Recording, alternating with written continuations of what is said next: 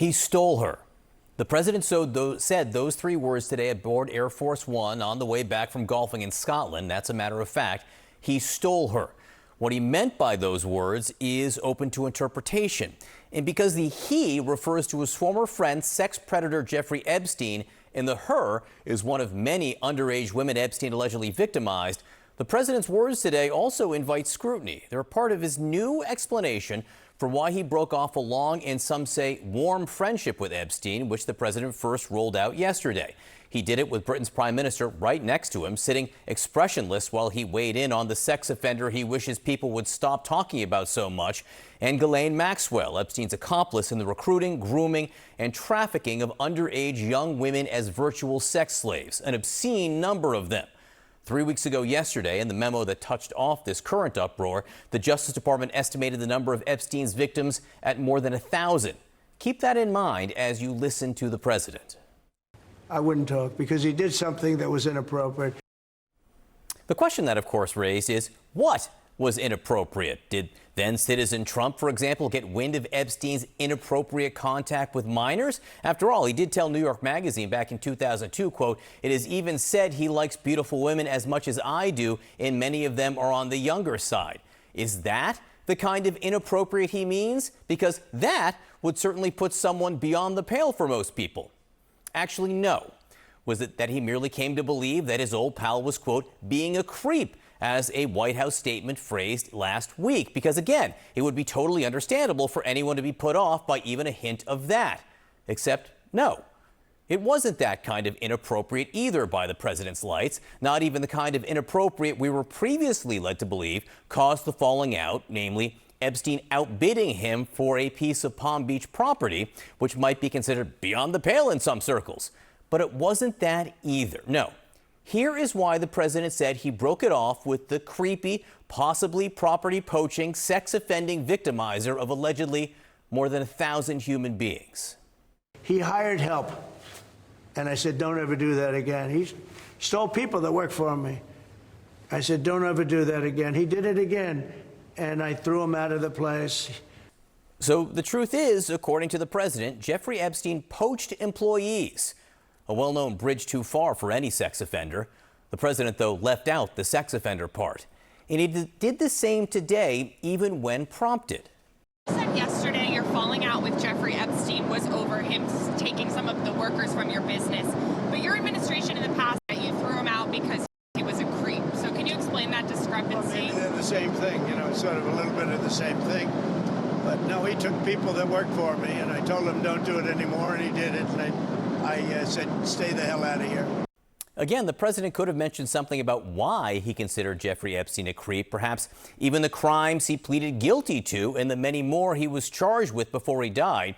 He might have said a word or two about the role his accomplice Ghislaine Maxwell played. She is now appealing her conviction for her role in Epstein's crimes, especially when, as you'll hear in this next extended clip, one of those victims may have been a then underage Trump spa attendant named Virginia Roberts, later Giuffre.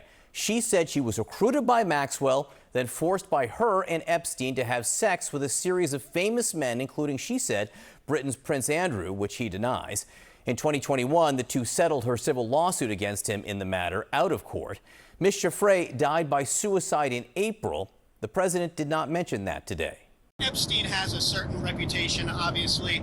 Just curious, were some of the workers that were taken from you, were some of them young women? Some of them. Were some of them young women? Well, I don't want to say, but everyone knows the people that were taken. And it was the concept of taking people that work for me is bad. But that story's been pretty well out there. And the answer is yes, they were. Yes, they were young women? What did they do? In the spa. In the spa? Yeah, people that work in the spa. I have a great spa, one of the best spas in the world at Mar-a-Lago. And people were taken out of the spa, hired by him. In other words, gone.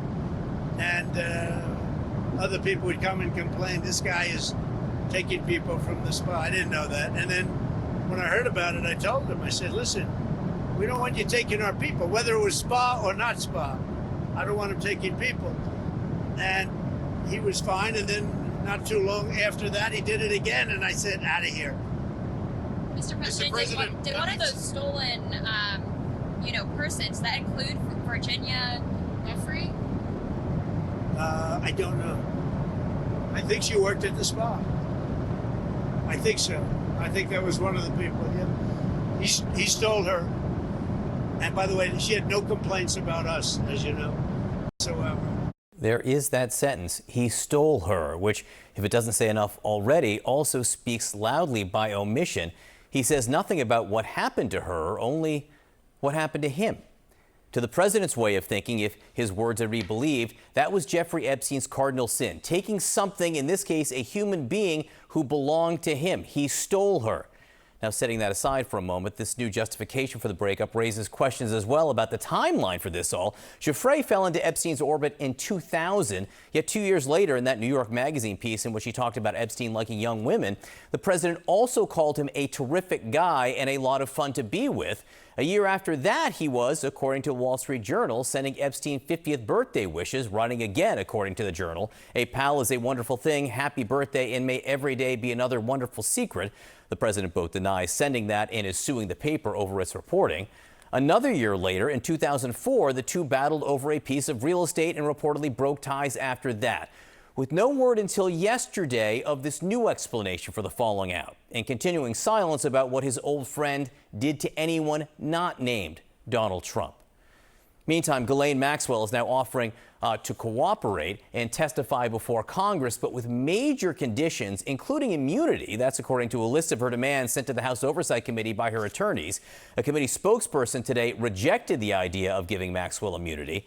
My next guest is a trauma therapist certified in domestic and sexual violence who has worked with a number of Jeffrey Epstein's victims over the years from both the Florida and New York cases, starting when they were as young as 18 years old and in some cases continuing to this day. Randi Kogan joins me now. Randi, nice to see you. How have your clients been holding up with the Epstein story once again being so prominent in the news? They're feeling violated again. They feeling re-victimized again. They are not given the opportunity to heal in private. Everywhere they look, it's on their phone, whether it's a headline, whether it's social media, and they feel like there's nowhere to escape. They can't find peace to heal. What was your reaction to the president's comments today suggesting that Epstein, quote, stole employees from him? He was specifically asked about Virginia Giuffre, a young woman and sex trafficking victim of Epstein's who died by suicide earlier this year.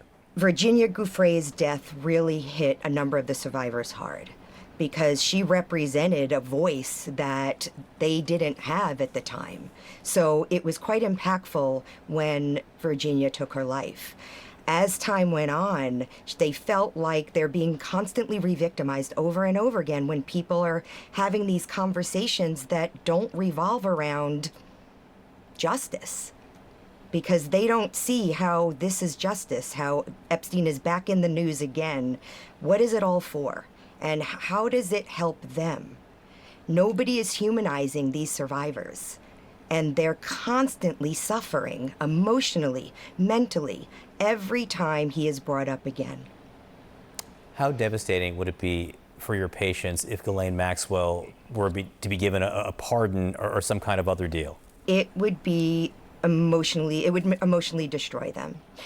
One of my clients today, she's a survivor, and she said, if Ghislaine Maxwell gets out and is given immunity, I have no more faith. I have no more faith. You talked about the failure to humanize the victims. When you hear language like the president today saying he stole employees, he stole her, Virginia Giuffre is one of the employees that President Trump said Epstein stole from him. Is that the kind of language you're talking about? That's exactly the kind of language I'm talking about. It dehumanizes these women. They have been trying to heal for 18 years. And every time they're on the road to recovery, something new comes out in the news. Something new, a meme in social media, a skit on a TV show, or a stand-up comedian bringing up Epstein. It's everywhere. So when they hear the fact that they're not being humanized even by the president, they feel defeated. The saga has obviously been playing out really for decades and decades. There's the initial arrest of Epstein, the sweetheart deal in Florida, the prosecution in New York, the suicide, the Ghislaine Maxwell trial. What's the whole experience been like for your patients? It's been a very rocky road. They are trying so hard to pick up the pieces from the beginning, and every time they feel they've gotten somewhere, they get hit again. And that's what it feels like. It feels like a hit. When Virginia Giuffre passed away, that was very difficult for them. They questioned, is this their path? Is this what happens when you speak out, when you use your voice? So it really impacted them greatly. And then after that, Epstein was all over the news again. So they have no opportunity to heal in private. And it's not fair. They're human beings. They are women who are trying to put their lives together and move on past this victimization, and nobody's letting them. I hope people remember that. Randi Kogan, we appreciate your time tonight. Thank you for what you do, and thanks for being with us.